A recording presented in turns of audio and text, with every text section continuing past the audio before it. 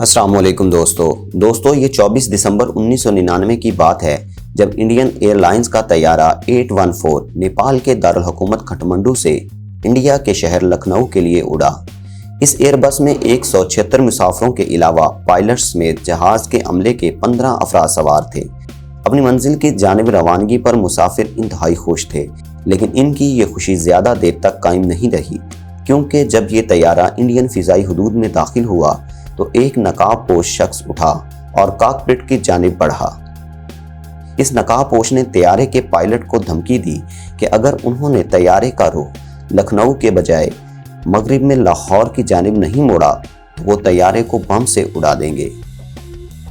اس کے ساتھ ہی اس کے 4 دیگر نقاب پوش ساتھی بھی کھڑے ہوئے اور جہاز کے مختلف حصوں میں پوزیشن سنبھال لی۔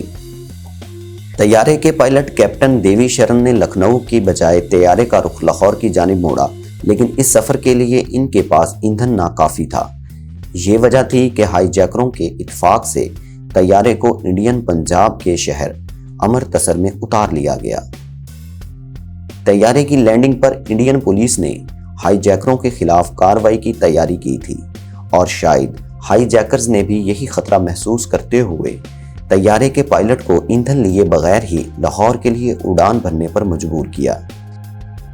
ابتدائی طور پر پاکستانی حکام نے طیارے کو لاہور میں اترنے کی اجازت نہیں دی اور اس مقصد کے لیے ایئرپورٹ کی لائٹس کو بند کر دیا گیا، لیکن ہائی جیکروں کے دباؤ کے باعث پائلٹ کے پاس ایندھن بھرنے کے لیے لاہور ایئرپورٹ کے سوا کوئی چارہ نہیں تھا، اور طیارے میں فیول بھی مزید نہیں تھا کہ طیارہ مزید پرواز کر سکتا۔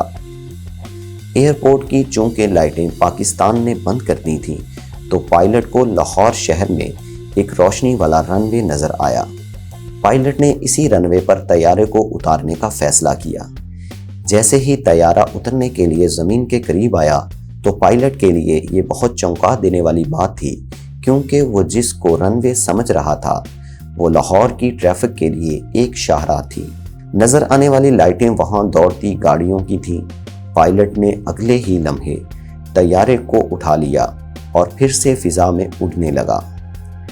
طیارے کی اس بے چارگی کو دیکھتے ہوئے پاکستان کنٹرول ٹاور سے پائلٹ کو پیغام ملا کہ رن وے کی لائٹس آن ہیں، آپ لاہور ایئرپورٹ پر اتر سکتے ہیں، اور بالآخر اس طرح طیارے کو لاہور ایئرپورٹ پر اترنے کی اجازت دی گئی۔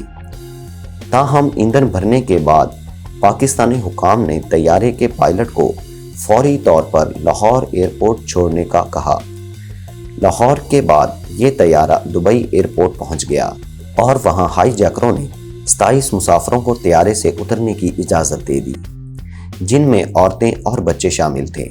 انڈین حکام نے دبئی ایئرپورٹ پر طیارے کو ہائی جیکروں سے چھڑانے کے لیے متحدہ عرب امارات کے حکام سے کارروائی کی اجازت کی درخواست کی تھی، لیکن انہوں نے انکار کر دیا۔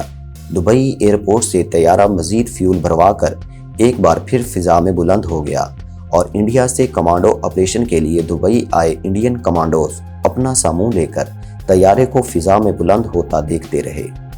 طیارہ فضا میں بلند تو ہو گیا، لیکن اس کی اگلی منزل کون سی تھی، اس کا فیصلہ ہونا ابھی باقی تھا، اور نہ ہی ابھی تک ہائی جیکروں کے کوئی مطالبات سامنے آئے تھے کہ انہوں نے طیارے کو کس مقصد کے لیے اغوا کیا ہے۔ کچھ ہی دیر میں پائلٹ کو ہائی جیکروں کی طرف سے حکم ملا کہ طیارے کو افغانستان کے شہر قندھار کی طرف لے جایا جائے۔ افغانستان میں ان دنوں طالبان کی حکومت تھی، اور قندھار اس وقت افغانستان کا دارالحکومت اور ملا محمد عمر مجاہد کا آبائی شہر بھی تھا۔ اس کے بعد یہ طیارہ افغانستان کے دوسرے بڑے شہر قندھار کے ایئرپورٹ پہنچا۔ طیارے کو اغوا ہوئے ایک دن ہو گیا تھا۔ ہائی جیکرز چاہتے تھے کہ طیارے کو جلدی سے جلدی ایندھن مل جائے اور طیارہ پھر سے اڑان بھر لے، لیکن اس بار پائلٹس نے ساتھ دینے سے مکمل انکار کر دیا اور کہا کہ اب طیارے کے مکمل انجینئرنگ ٹیسٹ سے پہلے طیارے کو نہیں اڑایا جا سکتا۔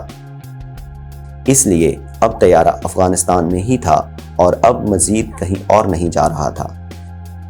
اسی دوران طیارے کے کارگو ہولڈ سے ہائی جیکروں نے مزید اسلحہ اور بارودی مواد نکالنا شروع کر دیا، جو انہوں نے پہلے سے طیارے میں چھپا رکھا تھا۔ اس قدر اسلحہ اور بارودی مواد دیکھ کر پائلٹ سمجھ گیا کہ اس ہائی جیکنگ کی پلاننگ ایک منظم طریقے سے کی گئی ہے۔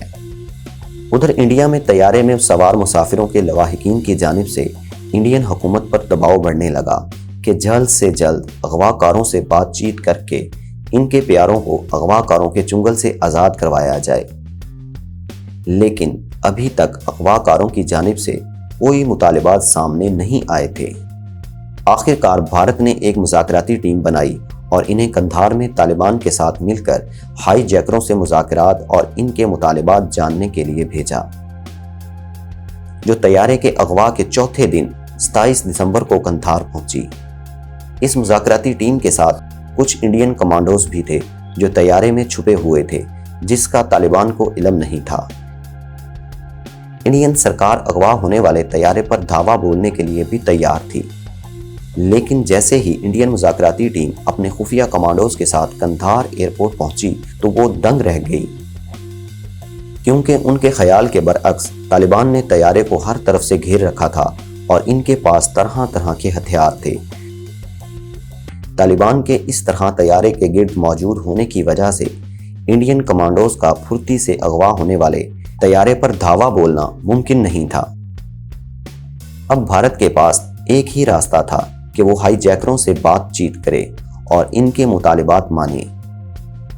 جب ہائی جیکرز سے بات شروع ہوئی تھی، ان کا ایک ہی مطالبہ تھا کہ ہمیں مولانا چاہیے، بس مولانا کے معاملے میں کوئی سودے بازی نہیں ہوگی۔ لیکن کوئی نہیں جانتا تھا کہ مولانا کون ہے۔ مولانا اصل میں پاکستان میں موجود مذہبی جماعت جیش محمد کے سیکرٹری جنرل مولانا مسعود اظہر تھے۔ مولانا مسعود اظہر کو 1994 میں گرفتار کر کے جموں کشمیر میں کوٹ بھلوال جیل میں رکھا گیا تھا۔ اس سے پہلے بھی مولانا کو چھڑانے کی کئی کوششیں کی گئیں، لیکن اس کی بار کی کوشش آخری ثابت ہونے والی تھی۔ اسی دوران انڈین خفیہ ایجنسیوں کو یہ بات بھی معلوم ہوئی کہ ہائی جیکرز میں ایک مولانا مسعود اظہر کا چھوٹا بھائی بھی ہے۔ اغوا کاروں کے ساتھ 30 گھنٹے سے طویل بات چیت کے بعد جو مطالبات سامنے آئے، ان میں مولانا مسعود اظہر سمیت مزید 30 مجاہدین کی رہائی اور حوالگی، شہید سجاد افغانی کا تابوت اور بھارت سے 20 کروڑ امریکی ڈالر کی ادائیگی شامل تھی۔ اس بات چیت کے درمیان اچانک طالبان کی انٹری نے سب کو حیران کر دیا۔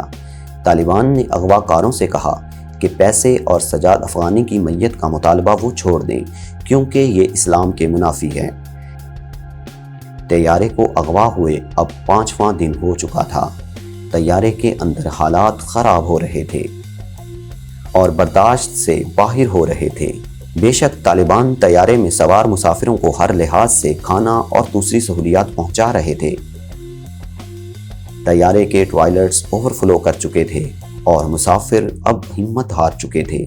طیارے کے اندر کے حالات کی خبریں میڈیا کے ذریعے جب انڈیا میں مسافروں کے لواحقین تک پہنچی تو بھارتی حکومت پر دباؤ مزید بڑھنے لگا کہ جلد سے جلد اغوا کاروں کے مطالبات مانے جائیں، لیکن اغوا کاروں اور بھارتی حکومت میں سے کوئی بھی جھکنے کو تیار نہیں تھا۔